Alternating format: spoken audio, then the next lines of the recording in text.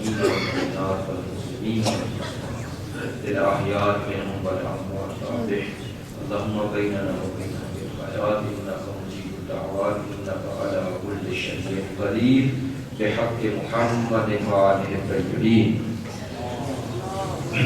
أعوذ بالله من الشيطان اللعين الرجيم.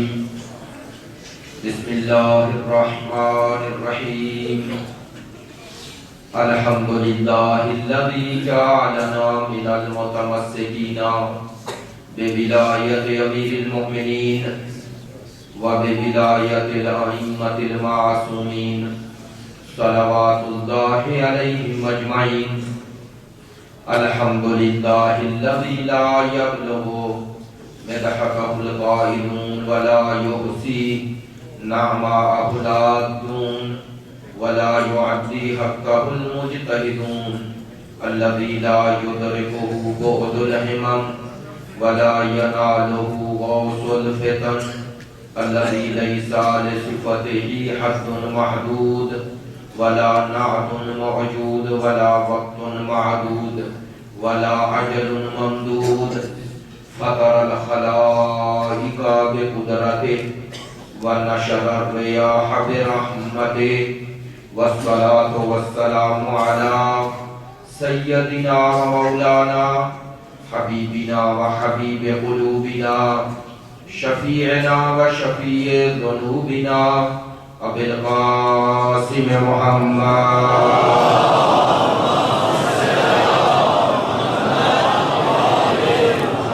وآله الطيبين الطاهرين المعصومين المظلومين الذين أذهب الله عنهم الرجس وطهرهم تطهيرا.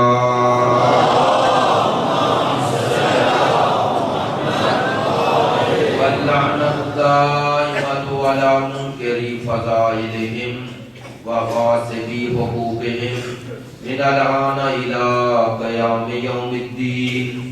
أما بعد فقد قال رسول الله صلى الله عليه وآله وسلم إني تارك فيكم الثقلين كتاب الله وعترتي أهل بيتي ما إن تمسكتم بهما لن تضلوا بعدي أبدا ولن يفترقا حتى يرد علي الحوض.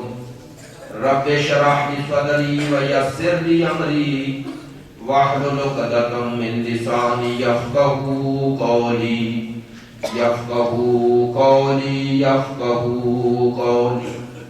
إن الله وملائكته يصلون على النبي يا أيها الذين آمنوا صلوا عليه وسلموا تسليما.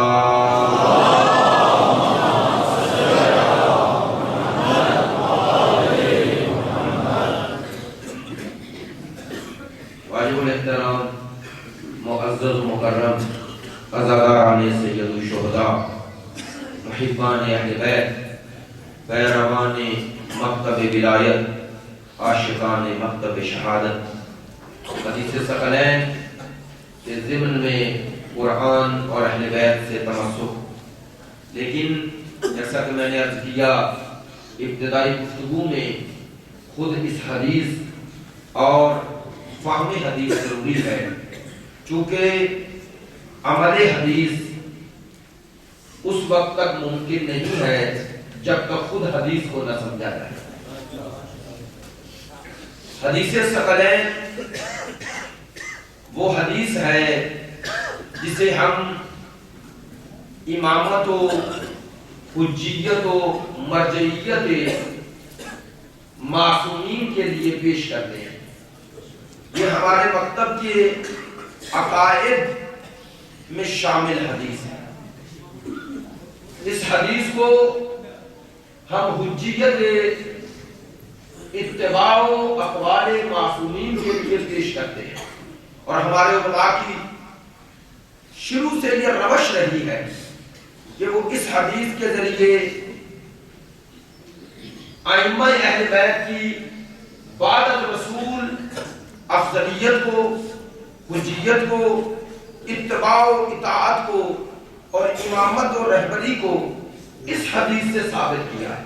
دوسری حدیث بھی بہت ہے، لیکن اس حدیث کو خصوصی اہمیت دی ہے مکتب آل محمد کے ان مربجین نے، ان علماء حق نے۔ اسی لیے اگر آخری صدی یا 2 صدیوں میں بہت شہرا آفاق کتاب ابکار جو میر حامد حسین جو لکھنؤ میں تھے، جنہوں نے لکھی اور تحفہ اثنا عشریہ کا جواب لکھا، ہمارے علماء نے ہمیشہ غیرت دینی کا اور اپنی غیرت ایمانی کا یہ ثبوت دیا ہے کہ دشمن نے جس وقت بھی علمی حوالے سے مکتب آل محمد پہ کوئی اعتراض کیا، آل محمد کے ماننے والوں نے ان کی زندگی میں ہی انہیں ایسا جواب دیا کہ پھر اس جواب کا کوئی جواب نہ دے سکا۔ اور یہ غیرت ایمانی اور غیرت دینی کا تقاضا تھا۔ میں ایک جملہ کہتا ہوں ابتدائی مجلس میں، دیکھیے مکتب و مذہب کی خدمت وہ کر سکتا ہے جس کے ذاتی مفادات نہ ہو، جس میں درد مکتب ہوگا، وہ مکتب کی تحفظ اور حفاظت کے لیے اپنے مفادات قربان کرے گا، اور جس کے اندر درد مکتب نہیں ہوگا وہ اپنے مفادات کے لیے مکتب کو قربان کرے گا۔ آل محمد کے ماننے والے وہ علماء خداوند متعال ان کی قبور کو نور آل محمد سے منور فرمائے، جنہوں نے غیرت دینی، غیرت ایمانی، غیرت شیعی کا ثبوت دیتے ہوئے ہر دور میں آل محمد کے مکتب کی حقانیت کو ثابت کیا۔ آپ ماشاءاللہ ایسے چہرے مجھے نظر آ رہے ہیں جو جانتے ہیں، 1-2 قریے کی بات نہیں، پورے ملک جنہوں نے مکتب آل محمد کے ماننے والوں کو سے مزین کیے ہیں، مکتب آل محمد کو پورے ملک کی سطح تک پھیلایا ہے۔ علامہ ہندی جن کا کردار آج اگر ہمیں اپنا ہمسایہ ملک میں تشیع اکثریتی مذہب نظر آتا ہے، اس میں ان علماء کا کردار ہے جنہوں نے ایک مناظرے سے مکتب آل محمد کو ثابت کیا، جنہوں نے اپنی غیرت ایمانی اور دینی سے نہ رات دیکھا نہ دن۔ 47 سال کی عمر ہے ٹوٹل علامہ ہندی کی، لیکن فقہ ہو، اصول ہو، فلسفہ ہو، کلام ہو، تاریخ ہو، اعتقاد ہو، کوئی شعبہ ایسا نہیں جہاں آل محمد کے مکتب کو ضرورت پڑی۔ 47 سال کی عمر میں ایسی کتابیں لکھ دی کہ دشمنان تشیع آج تک ان کتابوں کا جواب نہ دے سکے۔ ٹوٹل 47 سال کی عمر، اور علامہ ہندی کے بارے میں تو مشہور ہے کہ ابھی سن بلوغت تک نہیں پہنچے تھے، لیکن اللہ نے انہیں یہ صلاحیت دی تھی کہ 12 سال کی عمر میں درجہ اجتہاد پہ فائز ہو چکے تھے۔ میں بلا تشبیہ یہ کہہ رہا ہوں، آل محمد میں جب علماء کا یہ مقام ہے تو ان کے اماموں کا کیا مقام ہوگا؟ یہ علماء اور ان کا درد مکتب تھا، درد مذہب تھا، انہوں نے ہر جگہ پر مکتب آل محمد کی خدمت کے لیے کوئی پرواہ نہیں کی۔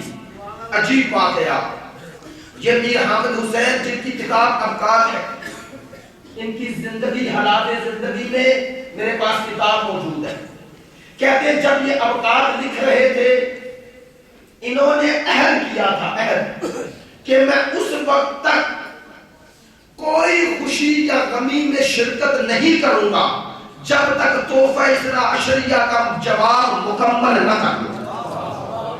سنیے جن علماء کے حوالے سے طرح طرح کی باتیں کی جاتی ہیں، آج جب جہلا علماء کا روپ دھار لے تو علماء حقیقی کی عزت محفوظ نہیں رہ گئی۔